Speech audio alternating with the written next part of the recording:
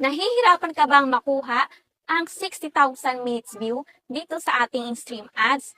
So, ang kailangan nyo lang pong gawin, mag-live kayo ng 2 hours to 3 hours. So, yan dapat pag nagla-live kayo, make sure na may mga viewers na nanonood sa inyo. Kasi yun po yung binabasihan ni Meta, yung minutes view. So, kahit mag-live kayo dyan, kung wala pong nanonood, ay wala rin pong papasok na minutes view. Okay? So, number 2, kung ayaw nyo naman po talagang mag-live dahil gusto nyo ang Reels video, so gumawa na lang po kayo ng Reels video na may matututunan yung mga manonood ninyo. So, kapag ang viewers mo nakarelate sa content mo at mayroon silang natututunan, possible na i-share nila yan sa kanilang timeline or sa group, kung saan mapapabilis natin ma-reach yung 60,000 minutes views. So, paano ko nga ba na-target ang 60,000 minutes view? So, nag-upload po ako ng Reels video at yung Reels na yon ay umabot na